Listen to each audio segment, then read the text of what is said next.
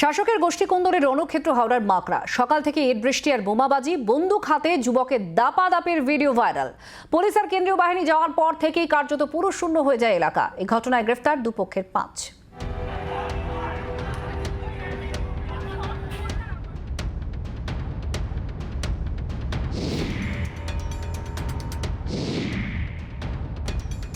এখানে কংগ্রেস না সিপিএম না একটাই পার্টি, সেই পার্টিতে কেন এরকম হচ্ছে?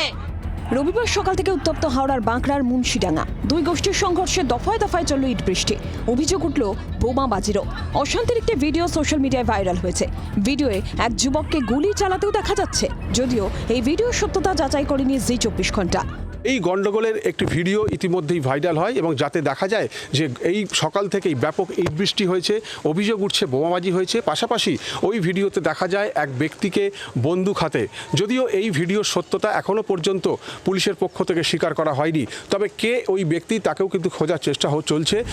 স্থানীয়দের দাবি, লোকসভা ভোট মেটার পর থেকেই বাঁকড়া 2 পঞ্চায়েতের সদস্য হাফিজুল ওরফে মিন্টু শেখ এবং স্থানীয় তৃণমূল কর্মী ফারুকের লোকজনের মধ্যে অশান্তি লেগেই চলেছে।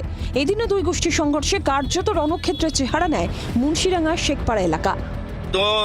दोनों है यहाँ, एक है हमारा पंचायत मेंबर उसका साथ कुछ आदमी है और उसका ही साथी वाला और एक है, उसका नाम फारूक शेख है। ये दोनों का साथ ईगो का लड़ाई है। ये दोनों के लिए हम लोग बेकार है। हम लोग का मार खाने पड़ता है, झमेला करने पड़ता है, पढ़ा का आदमी सब काम काज सब बंद हो जाता है।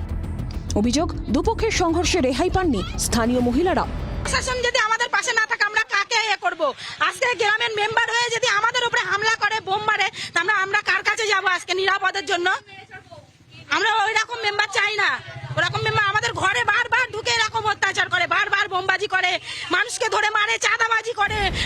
খবর পেয়ে ডোমজুর থানা থেকে বিশাল বাহিনী ঘটনাস্থলে যায়। ঘটনাস্থলে যান ভোটের সময় রাজ্যে আসা কেন্দ্রীয় বাহিনীর জওয়ানেরাও।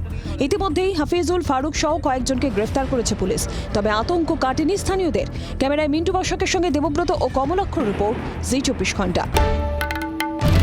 বাংলার আওয়াজ, বাঙালির আবেগ, জি 24 ঘন্টা।